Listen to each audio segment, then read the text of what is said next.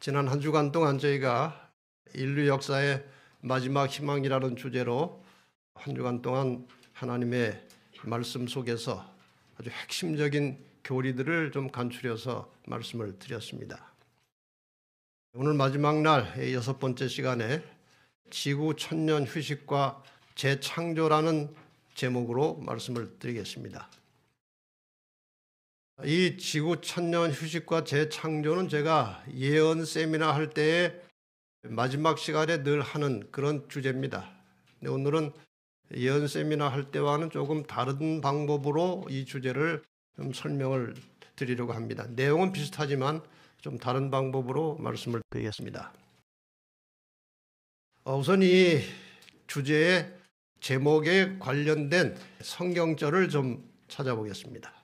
천년, 계시록 20장 1절로 3절에 보면 여기에 천년이라는 말씀이 나옵니다. 또 내가 보매 천사가 무저갱 열쇠와 큰 쇠사슬을 그 손에 가지고 하늘로서 내려와서 용을 잡으니, 용은 사탄이지요. 사탄이 이제 잡히는 시간입니다. 곧 옛 뱀이요 마귀요 사단이라 잡아 1,000년 동안 결박하여 무저갱에 던져 잠그고 그 위에 인봉하여 1,000년이 차도록 다시는 만국을 미혹하지 못하게 하였다가 그 후에는 1,000년이 지난 후에는 반드시 잠깐 노일이라. 그래서 1,000년이라는 단어는 여기서 나온 것입니다. 그 다음에 재창조와 관련된 말씀은 계시록 21장 1절과 2절입니다. 여기에 보면은 또 내가 새 하늘과 새 땅을 보니 처음 하늘과 처음 땅이 없어졌고 바다도 다시 있지 않더라. 여기 나오는 처음 하늘과 처음 땅은 하나님께서 처음에 지구를 창조하셨을 때에 창조된 그 우리가 지금 살고 있는 이 세상이 처음 하늘과 처음 땅입니다. 그런데 이 새 하늘과 새 땅이라는 것은 도대체 어딘가?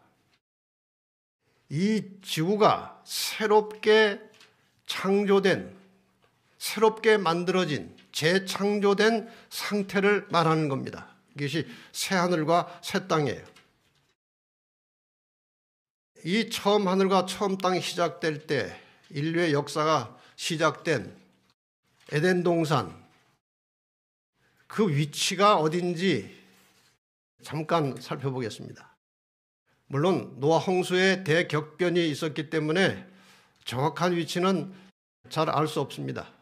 근데 우리가 창세기를 근거로 대략 이 에덴 동산의 위치를 좀 살펴보겠습니다. 지금 이것은 중동 지역의 지도입니다. 저기에 유프라테스 강이 있고 티그리스 강이 있습니다. 강 이름이 지금 저기 두 가지가 나와 있는데 인간의 문명이 발상된 굉장히 중요한 지점이 여기입니다. 그런데 창세기 2장 10절로 14절에 보면 강이 에덴에서 발원하여 동산을 적시고 거기서부터 갈라져 네 근원이 되었으니 첫째 강 이름은 비손이라, 둘째 강의 이름은 기혼이라, 셋째 강의 이름은 히데길이라. 이 히데길이라는 강 이름이 바로 티그리스를 말하는 것입니다. 넷째 강은 유브라데더라. 그러니까 이 네 강 중에 두 강 이름이 저기 나오는 겁니다. 에덴 동산에서 발원해서 흐른 네 강 중에 두 강이 저기에 지금 이름이 아직 남아 있어요.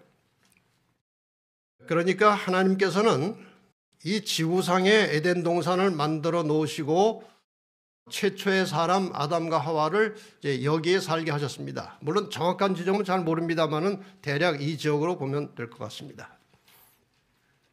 그리고 하나님께서 인간을 구원하시는 계획은 바로 이 지구상에서 진행되고 실현되어 왔고 또 구원의 최종적인 완성 역시 이 지구상에서 이루어지는 겁니다. 사람의 상태는 아담과 하와가 처음 창조되었을 때 타락하기 전의 상태로 회복될 것이고 지구는 하나님께서 처음 창조하셨을 때의 그런 상태로 다시 회복되는 것이 구속의 완성이에요. 그러니까 예수님께서 재림하실 때에 구원받은 성도들이 올라간 천국은 영원히 살 것이 아니고 거기서 1000년 있다가 다시 지상으로 내려오게 되어 있습니다. 제가 종종 드리는 말씀 중에 기도하실 때 하나님 아버지 하늘에 가서 영원히 살게 해주세요. 그러면 하나님이 입장이 곤란합니다. 거기 영원히 살 것이 아니고 거기서는 1000년이라는 한정된 기간 동안 살다가 다시 이 지상으로 내려와서 회복되는 것이 구속의 완성이에요. 오늘 이 문제를 좀 상세하게 다루려고 합니다. 지금 여러분이 보시는 두 편은 창조로부터 새하늘과 새 땅까지의 역사가 어떤 선악의 대쟁투를 거쳐서 마지막에 완성될 것인지를 이 하나의 도표 안에 다 포함을 시켜서 설명을 했습니다. 창조가 있었고 창조된 지 얼마 안 돼서 사탄의 유혹으로 아담과 하와가 범죄하고 타락을 했습니다. 타락하자마자 하나님께서는 창세기 3장 15절에 여자의 후손 예수 그리스도가 인간의 죄를 해결해 주시고 우리를 다시 구원하시겠다고 약속하셨습니다. 다시 말하면 선과 악 사이에 싸움이 시작된 겁니다. 예수님과 사탄 사이에, 선악 사이에 전쟁이 여기서부터 시작되었습니다. 이제 역사를 보면은 이 여자의 후손을 태어나게 할 혈통, 이스라엘 민족이 이제 아브라함으로부터 시작해서 만들어지고 마침내 그 혈통을 통해서 여자의 후손 예수 그리스도께서 오셨습니다. 이분이 바로 창세기 3장 15절에 에덴 동산에서 하나님께서 말씀하셨던 여자의 후손 예수 그리스도이십니다. 그 다음에 이제 초기 교회가 시작됩니다. 예수님께서 오셔서 복음의 씨를 뿌리셨고 그 다음에 교회가 탄생합니다. 사탄이 이스라엘과 교회를 가만히 둘 리가 없습니다. 그래서 사탄이 애굽, 아수르, 바벨론, 페르시아, 그리스를 통해서 이스라엘을 완전히 멸종시키려고 계속해서 공격을 하는 역사를 우리는 다 배워서 알고 있습니다. 그 다음에 마지막에 이스라엘은 어디에 망했는가 하면 로마 제국에 의해서 망했습니다. 로마 제국에 의해서 또 예수님께서 십자가에 못 박히셨습니다. 로마 제국은 초기 교회도 핍박했습니다. 그 다음에 교회가 점점 타락해서 로마 교회가 됩니다. 그 다음에 로마 교회로부터 종교개혁이 일어나서 개신교회가 탄생하게 됩니다. 이 시대에 사탄이 이용한 세력은 로마 제국에 이어서 등장한 로마 교황권입니다. 교황권은 로마의 연장선입니다. 그러다 1798년에 이제 교황이 일단 몰락해서 역사 뒤로 사라졌습니다. 그 다음에 이제 이 교황권이 몰락한 이후 시대를 성경 역사적으로 보면은 종말 시대라고 봅니다. 종말이 이때부터 시작된 거예요. 이 종말의 시기에 하나님께서 하나님의 특별한 백성이 나타날 것을 계시록 12장 17절을 통해서 말씀하셨습니다. 용이 여자에게 분노하여 돌아가서 그 여자의 남은 자손 곧 하나님의 계명을 지키며 예수의 증거를 가진 자들로 더불어 싸우려고 바다 모래 위에 섰더라 그랬습니다. 그러니까 용이 가장 싫어하는 것이 하나님의 계명을 지키는 사람들이에요. 그래서 이 마지막 때에 하나님의 계명을 지키는 남은 자손들이 나타나는데 사탄이 이 남은 자손을 최후로 격렬하게 공격할 것이 예언이 되어 있습니다. 이 남은 자손을 공격할 그 마지막 세력이 계시록 13장에 나오는데 간략하게 몇 성경절을 소개해드리면 이런 것입니다. 그 죽게 되었던 상처가 나음에 교황권이 다 이제 죽어서 들어가는데 상처가 낫겠다고 그랬어요. 온 땅이 이상히 여기 짐승을 따르고 마지막에는 그 짐승이 힘을 얻어가지고 짐승의 우상에게 경배하지 아니하는 자는 몇이든지 다 죽이게 하더라. 하나님의 말씀에 계명에 충실하게 사는 사람들을 핍박하고 죽이려고 하는 마지막 환난과 핍박이 예언되어 있습니다. 그래서 마지막 남은 자손들 역시 1929년에 다시 힘을 얻어서 새롭게 시작된 이 교황권에 의해서 공격을 받을 것이고 거기에 이제 미국이 함께 협조할 것으로 계시록 13장에 예언이 되어 있습니다. 이렇게 해서 이 마지막 선악의 싸움을 통해서 멸망받을 자들과 구원받을 자들이 확정되면 이 땅에 계시록 16장에 예언된 7 재앙이 내립니다. 7 재앙 끝에 아마겟돈 전쟁이 있고 그 마지막 순간에 예수께서 하늘에서 나타나셔서 이 땅에 그 백성들을 구원하러 오십니다. 그리고 구원해서 하늘로 데리고 올라가시면 1000년의 기간이 흐르고 1000년이 지나면 하늘의 모든 거룩한 자들이 이 땅으로 다시 내려온다고 스가랴 14장에 예언이 되어 있습니다. 그러니까 예수님은 3번째 오시는 겁니다. 3번째 오셔서 악인들이 잠깐 부활해서 심판을 받고 멸망한 후에 하나님께서 이 지구를 다시 재창조하신 새하늘과 새 땅으로, 이것이 성경 전체에 나타난 하나님께서 인간을 구원하시는 역사입니다. 오늘은 요 재림부터 시작해서 새하늘과 새 땅까지의 이 부분을 집중적으로 함께 공부를 하겠습니다. 자, 1000년은 언제 시작되느냐 하는 거예요. 시작점이 중요합니다. 이 1000년은 예수님께서 재림하심으로 1000년기가 시작된다고 되어 있습니다. 사탄이 결박되고 잡히는 때는 예수님이 재림하실 때거든요. 그래서 예수님이 재림하시는 장면 우리가 둘째 날 동영상으로 한번 봤는데 한 번 더 보여드리겠습니다. 하늘에서 나타나십니다. 예수님께서 구름 타고 나타나셔요. 실제로 나타나십니다. 보이지 않던 영적 세계가 보이는 현실로 나타나는 순간이에요. 어마어마한 사건이 벌어질 것입니다. 온 세상은 기절초풍할 것입니다. 만물이 파괴될 것입니다. 그러나 미리 알고 준비하고 기다리던 성도들은 이 시간에 죽었던 의인들은 부활할 것이고 살아있던 성도들과 함께 구름 속으로 끌어올려서 공중에서 우리 주님을 만나게 될 것입니다. 분명히 예수님은 다시 오십니다. 신약성경 마지막에 내가 진실로 속히 오리라고 약속하시고 말씀하셨어요. 그 약속이 지켜질 것입니다.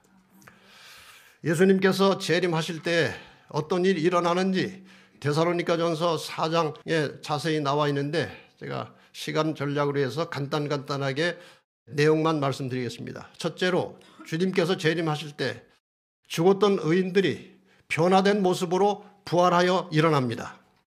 두 번째, 살아있던 의인들이 호련히 변화되어서 부활한 의인들과 함께 공중에 계신 주님을 만나러 승천합니다. 구원받은 모든 성도들이 마침내 드디어 기다리고 보고 싶던 예수 그리스도를 공중에서 만나게 될 것이고 그 다음에 예수님은 우리를 데리고 아버지 집으로 올라가십니다. 반면에 이 땅에 죽은 악인들은 그대로 죽어 있고 살아있던 악인들은 재림과 함께 다 죽습니다. 그리고 사탄은 죽지 않고 사로잡힌 바 되어서 이 지구상에 갇혀서 홀로 1000년을 지냅니다. 그 사탄의 부하 천사들은 어떻게 될지는 잘 모르지만 성경에 기록된 대로는 지금 사탄이 갇혀 있을 것이라고 기록되어 있습니다. 이 상태를 아까 소개해드렸던 계시록 20장 1절로 3절에 이렇게 묘사한 것입니다. 다시 한번 보겠습니다. 내가 보매 천사가 무저갱 열쇠와 큰 쇠사슬을 그 손에 가지고 하늘로서 내려와서 용을 잡으니 곧 옛 뱀이요 마귀요 사탄이라. 사탄이 드디어 이제 잡히게 된 겁니다. 1000년 동안 결박하여 무저갱에 던져 잠그고 그 후에 인봉하여 1000년이 차도록 다시는 만국을 미혹하지 못하게 하였다가 미혹할 대상이 아무도 없어요. 의인들은 다 하늘로 올라갔고 악인들은 다 죽었어요. 미혹할 대상이 없어서 그냥 홀로 1000년을 보내는 것입니다. 그 후에는 1000년이 지난 후에는 반드시 잠깐 노일이라. 그러니까 여기에 나오는 이 천사가 사탄을 잡아가지고 쇠사슬로 묶어서 그냥 끝이 보이지 않는 구덩이에 집어 던져서 잠그고 우도 인봉하고 그거는 다 상징적인 말이고 의인들은 다 하늘로 갔고 악인들은 다 죽은 상태에서 사탄이 홀로 남아있는 이 상태를 이렇게 표현한 것입니다. 이렇게 갇혀서 묶인 거예요. 아마도 황폐한 지구에 홀로 갇혀서 자신이 저지른 죄악의 열매와 흔적들을 보게 될 겁니다. 그런데 천년이 실제 천년이냐 아니면 상징적이냐 하는 데 대한 논란이 많이 있습니다. 언제 또 시작되느냐 이것도 논란이 많은데 제가 공부하는 것은 이 성경을 중심으로 그대로 다 배운 것을 여러분에게 설명하는 것입니다. 우리가 이 천년에 대해서 이렇게 생각할 필요가 있습니다. 하나님이 사용하시는 수의 원리가 있어요. 성경에 보면 수가 많이 나옵니다. 하나님과 관련된 수가. 성경절을 몇 개 보고 그 수의 원리를 좀 설명드리겠습니다. 출애굽기 20장 11절에 보면은 이는 엿새 동안에 나 여호와가 하늘과 땅과 바다와 그 가운데 모든 것을 만들고 제7일에 쉬었습니다. 출애굽기 21장 2절. 여러분 제가 성경을 읽는 동안에 공통점이 뭔지 한번 스스로 판단해 보시기 바랍니다. 내가 히브리 종을 사면 그가 6년 동안 섬길 것이요 제7년에는 값없이 나가 자유할 것이요 종을 사서 부리면 6년 동안 부리고 7년째는 내보내라는 거예요.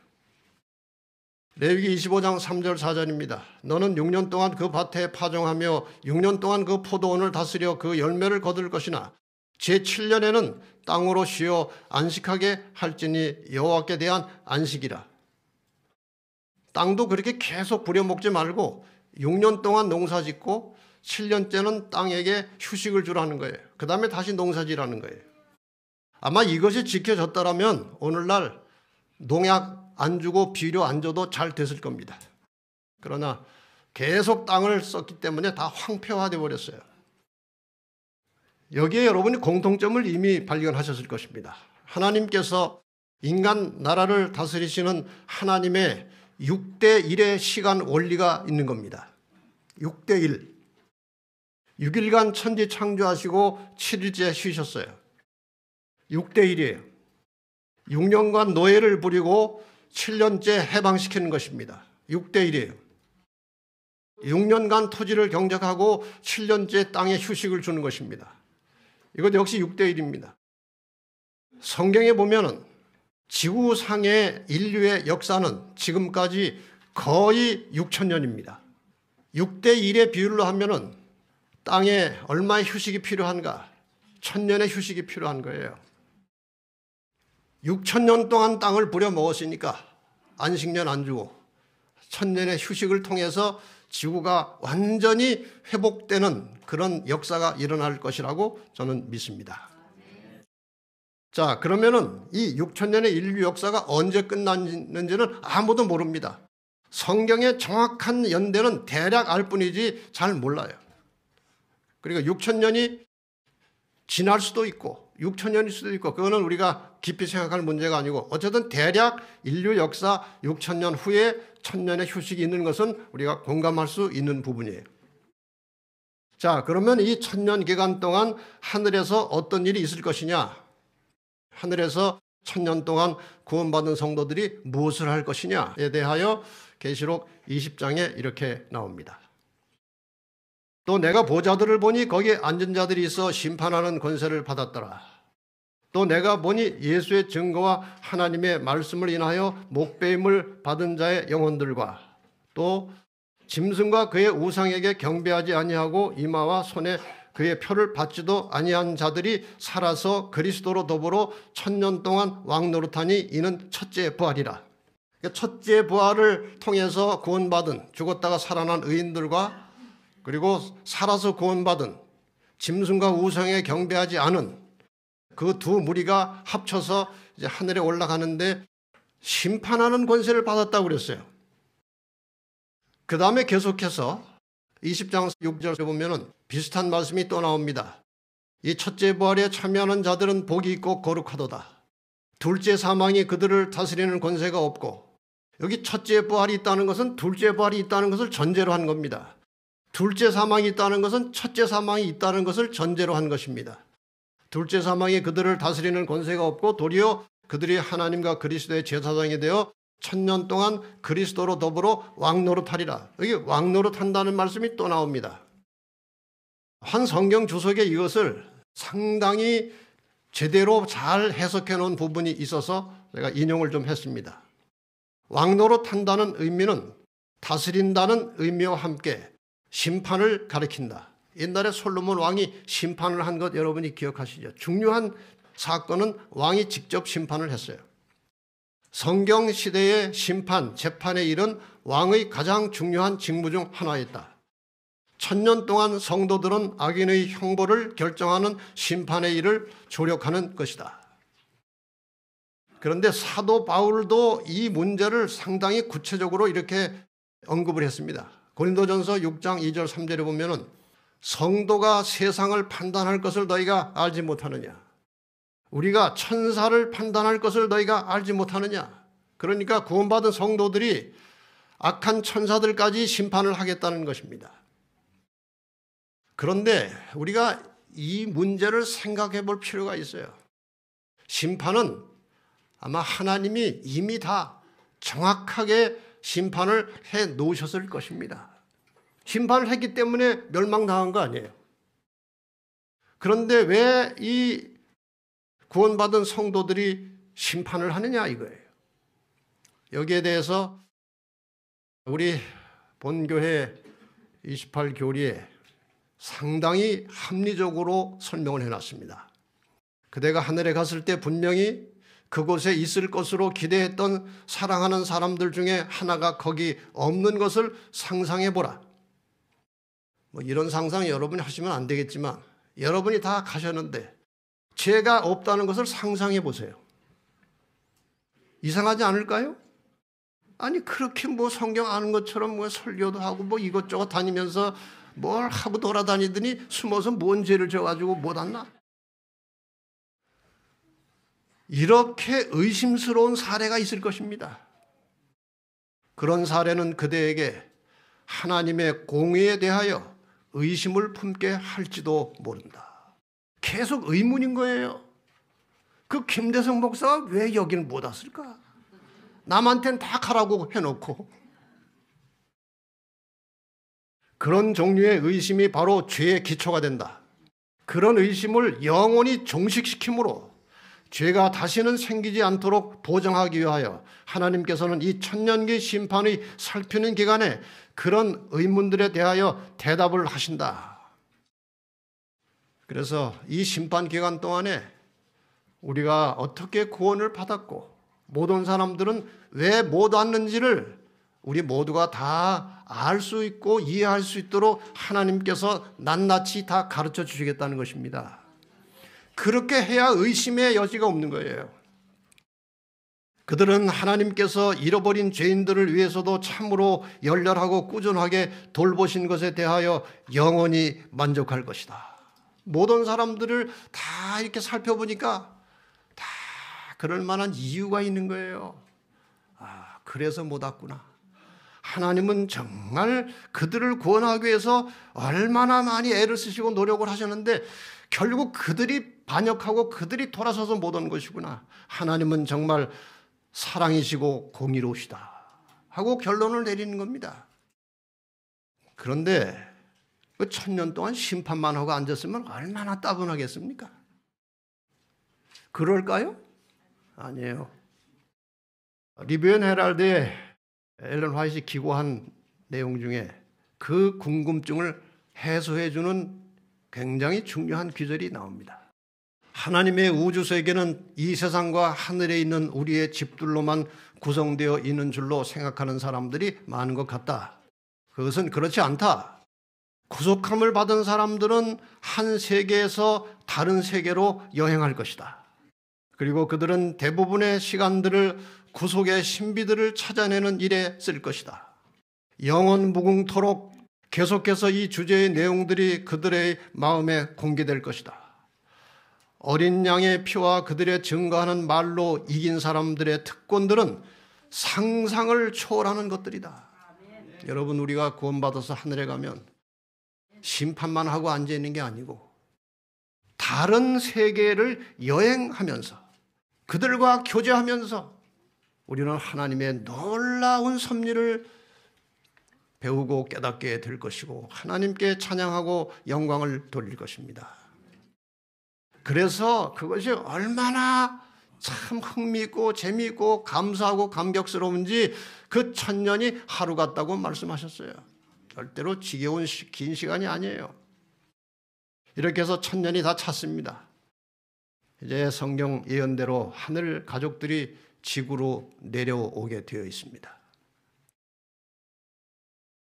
자, 하늘 가족들이 지상으로 내려오는 이 문제에 대해서는 스가랴 선지자의 말씀에 기록이 되어 있습니다. 이 외에는 달 찾기가 쉽지 않아요. 그날에 그의 발이 예루살렘 앞 곧 동편 감람산에 서실 것이요.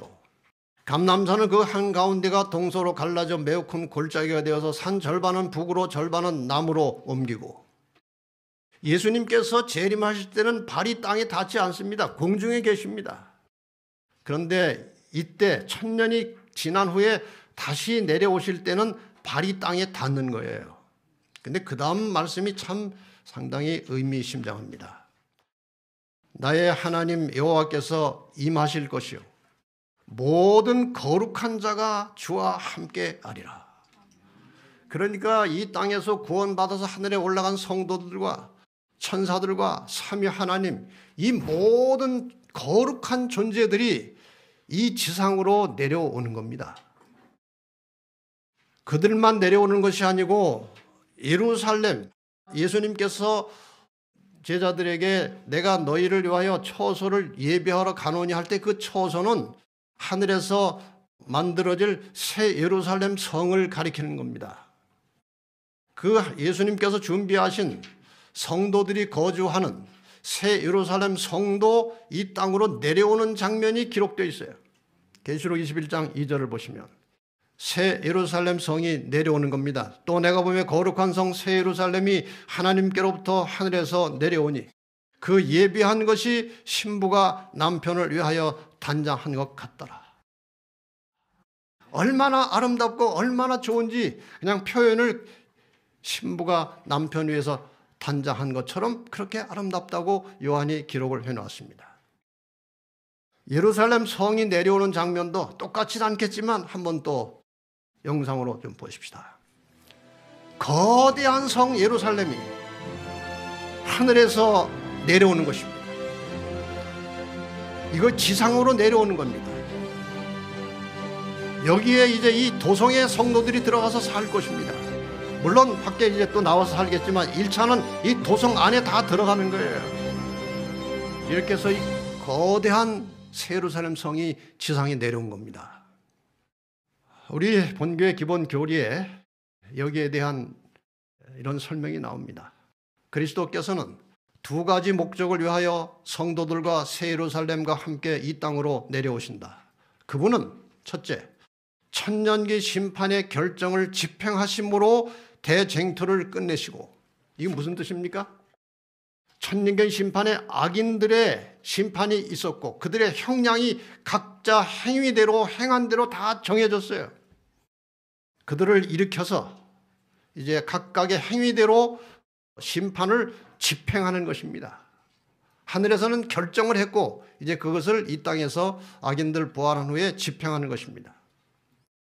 두 번째, 지구를 정결케 하고 새롭게 하심으로 당신의 영원한 나라를 그 위에 세우실 것이다. 다시 말하면 악인들을 완전히 소멸시켜서 악이 한 점도 남지 않도록 지구를 깨끗하게 청소한 다음에 그 위에 하나님의 백성들과 함께 하나님이 영원한 나라를 세우신다는 말씀이에요. 자, 이제 마지막 단계에서 무슨 일이 벌어지느냐? 악인들이 부활합니다. 그리고 그 부활한 악인들을 모아서 사탄이 이제 예루살렘과 하나님에 대항해서 이제 도전하는 장면이 계시록에 예언되어 있습니다. 우선 이 악인의 부활에 대한 말씀을 좀 살펴보겠습니다. 사도행전 24장 15절에 보면은 의인과 악인의 부활이 있으리라 그랬어요. 악인도 부활합니다. 어떤 부활인가? 요한복음 5장 29절에 보면은 악한 일을 행한 자는 심판의 부활로 나오겠다고 그랬습니다. 그래서 이제 새 예루살렘 성이 내려오고 악인들이 다 부활해서 일어나는데 성도들의 부활은 호련히 변화돼서 하나님과 함께 영원히 살 수 있는 그런 상태로 변화된 모습으로 나오고, 악인들의 부활은 죽기 직전의 모습으로 올라오는 것입니다. 얼마나 처참하고 비참하겠습니까? 계시록 20장 7절 8절에 이렇게 이제 기록이 돼서 나옵니다. 천년이 참해 사단이 그 옥에서 놓여 나와서 땅의 사방 백성 곧 곡과 마곡을 미혹하고 모아 싸움을 붙이리니 그 수가 바다 모래 같으리라. 옥에서 놓여 나왔다는 말의 뜻이 뭔지 아시겠죠? 그 전에 옥에 갇혀 있었다는 말은 아무도 없어서 할 일이 없으니까 갇힌 상태로 있었던 것입니다. 그런데 지금 자기의 부하들이, 악인들이 다 살아났으니까 할 일이 생겼기 때문에 옥에서 놓여 나왔다고 표현한 거예요.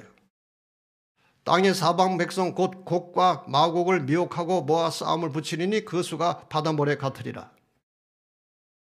이 곡과 마곡에 대해서 요즘 해석을 참 이상하게 하는 사람들이 설교를 동영상에 올리고 있는데, 이건 성경은 성경으로 풀어야 됩니다. 에스겔 38장 1절로 3절에 보면은 인자야 너는 마곡 땅에 있는, 그러니까 마곡은 지역 이름이에요. 곡, 곧 루스와 메섹과 두발 왕에게로 얼굴을 향하고, 이게 이 마곡이라고 하는 것은 이스라엘 북방에 있는 어떤 넓은 지역을 말하는 것이고, 곡이라고 하는 것은 그 지역에서 일어나는 왕들을 곡이라고 한 거예요. 그러니까 옛날에 그 애굽 땅에 바로라는 왕이 있었죠. 그러니까 나오는 왕이 다 바로예요. 이름은 각각 다르지만 마찬가지로 그 마곡 땅이라는 지역에서 이런 나라 저런 나라에서 올라오는 왕들을 곡이라고 한 거예요. 그러니까 이 이스라엘 북방의 나라들과 일어나는 왕들이 항상 이스라엘을 괴롭혔습니다. 그래서 곡과 마곡이라고 하는 말은 하나님을 대적하며 그 백성들을 공격하는 모든 악의 세력들을 곡과 마곡이라고 한 것입니다. 그 곡과 마곡을 미혹해서 싸움을 할 것이다. 9절에 보면은, 계시록 20장 9절에 보면은 저희가 지면에 널리 퍼져 성도들의 진과 사랑하시는 성을 두루매 포위해서 공격해서 예루살렘 성을 함락하기 위해서 지금 전열을 가다듬고 있는 것입니다. 지금 이 상태는요, 매우 의미심장한 순간입니다. 여러분 상상해 보시기 바랍니다. 이 순간에 창조 이후에 지구상에 거주했던 모든 사람들이 동시에 한꺼번에 살아있는 시간이에요. 이해가 되십니까? 죽었던 모든 악인들이 다 살아났잖아요. 구원받은 성도들도 다 그들과 같은 공간에 있는 것입니다. 이런 순간에 하나님께서 무슨 일을 하실까요? 이 악인들에게, 이 죄인들에게 하나님이 어떤 분이신지 공개적으로 알려주셔야 합니다. 이때 예수께서 만왕의 왕으로 취임하시는 대관식이 여기서 벌어집니다. 이 세상에 오셔서 가시관을 쓰시고 피 흘리며 돌아가셨던 그분이 마침내 영광의 면류관을 쓰시고 왕으로 취임하는 장면을 모든 악인과 구원받은 의인들이 목도하게 될 겁니다.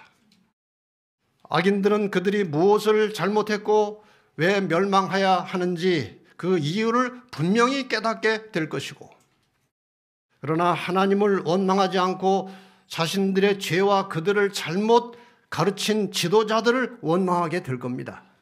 하나님은 저런 분이 아닌데 내가 잘못 배웠다는 겁니다. 그래서 결론적으로 하나님은 공의로우신 분이라는 판단을 가지고 마지막 멸망을 하게 되는 것입니다. 그래서 그리스도의 대관식과 악인들의 멸망에 대하여 또 잠깐 우리가 공부할 필요가 있습니다. 각시대 대쟁투에 나오는 구절입니다. 이제 그리스도께서는 원수들 앞에 다시 나타나신다. 그 성보다 훨씬 높은 곳 찬란한 황금 기초 위에 높이 들린 보좌가 있다.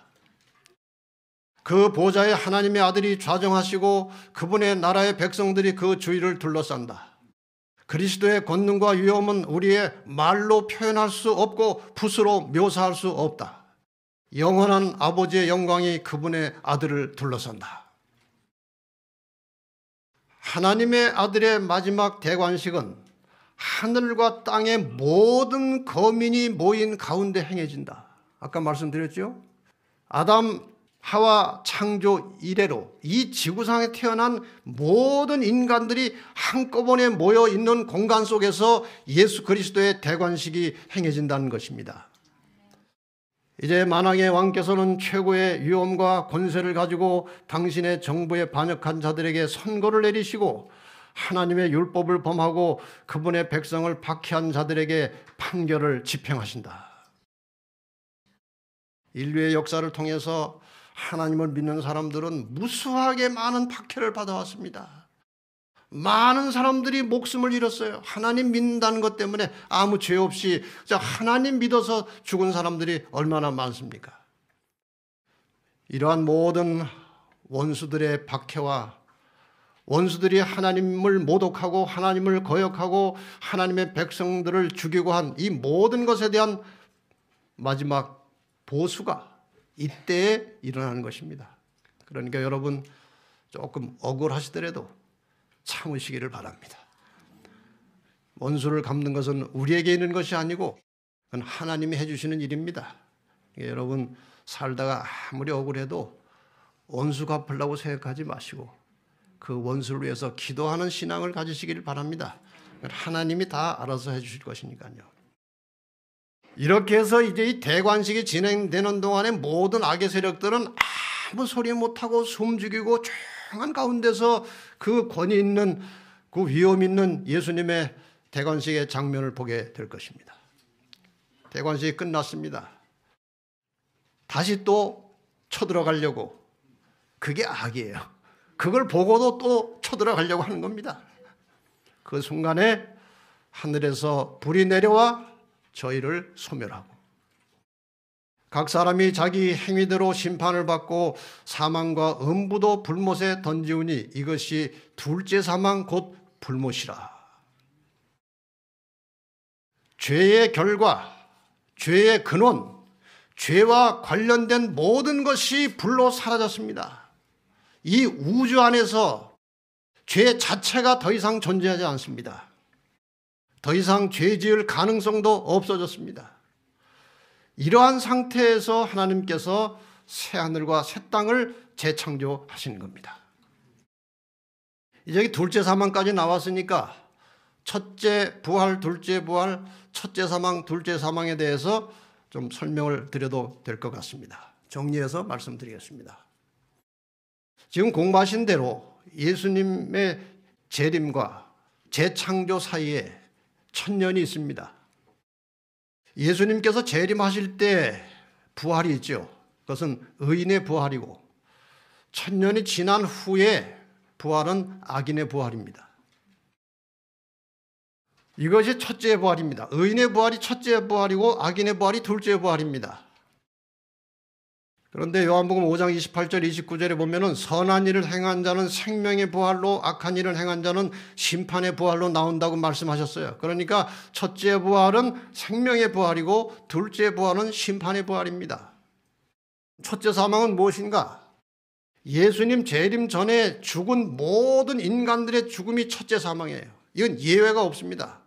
하나님을 잘 믿든 안 믿든 누구나 다 첫째 사망의 해를 받을 수 있는 겁니다. 그리고 천년 후에 악인들이 다시 다 살아난 다음에 예수님의 대관식을 목도하고 다시 예루살렘을 향해서 진격하려고 하는 순간에 불이 내려와서 그들을 다 불로 소멸하게 될 것인데 이것이 둘째 사망이에요. 우리는 첫째 사망을 두려워할 필요가 없습니다. 그리스도인들은 절대로 둘째 사망에 들어가면 안 됩니다. 둘째 사망이 완전한 멸망을 가리키는 거예요. 그래서 혹시 주님 재림하시기 전에 첫째 사망을 당할지라도 반드시 우리 모두가 다 첫째 부활에 참여하시기를 바랍니다. 혹시 궁금하실 것 같아서 힌트를 좀 드리겠습니다. 내가 죽었는데 예수님 오시기 전에 딱 눈을 떴더니 예루살렘 성이 보여. 그럼 그건 첫째 부활이에요? 둘째 부활이에요? 그건 둘째 부활이에요. 거기서 아무리 펄쩍펄쩍 뛰고 후회해봐야 이제 소용없는 거예요. 근데 잠들었다가 깼는데 공중에 주님이 계셔요. 이게 첫째 부활입니다. 여러분, 우리가 다 살아서 재림을 맞이하면 최상이겠지만 혹시 그때까지 못 살고 주 안에서 잠이 들면 반드시 깨어나서 공중에 계신 예수님을 보시기 바랍니다. 둘째 사망이 집행되고 지구는 죄 없는 상태로 정결하게 되었습니다.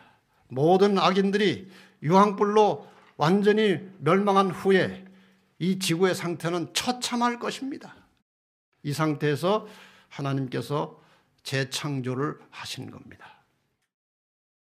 그래서 마침내 이제 지구는 재창조되고 인간은 완전히 이제 회복되는 것입니다. 계시록 21장 1절에 간단하게 이렇게 기록이 되어 있죠. 또 내가 새 하늘과 새 땅을 보니 처음 하늘과 처음 땅이 없어졌고 바다도 다시 있지 않더라. 죄가 완전히 사라지고 정결해진 이 땅에 하나님께서 모든 것을 새롭게 창조하시고 그 다음에 구원받은 성도들과 함께 영원히 사시는 것이 하나님의 소원이에요. 그렇게 되기 위해서 하나님은 지금까지 참아오신 것입니다. 이것이 바로 창세기 3장 15절에 약속된 구속사업의 완성입니다. 달라진 것이 무엇이냐? 처음에 창조되었을 때 아담과 하와 인류는 이 지구에 살았고 하나님은 하늘에 사셨습니다. 그런데 지금 이 장면을 다 연구해 보면은 하늘의 모든 가족들이 지구로 이사를 내려오는 겁니다. 이게 얼마나 놀라운 일입니까? 아마 다른 우주의 거민들이 혹시 그 사람들 다 의인이니까 불평은 안 하겠지만 아니 하나님 아니 그 쇳덩어리인 지구에 왜 거기 가서 사십니까? 지금 괜찮긴 하지만 아니 왜 우리를 두고 거기 가서 사십니까? 왜 그럴까요? 이 지구를 독생자 예수님이 핏값을 주고 사셨어요. 헤아릴 수 없는 값을 지불하시고 이 쇳덩어리를 주님이 사신 것입니다.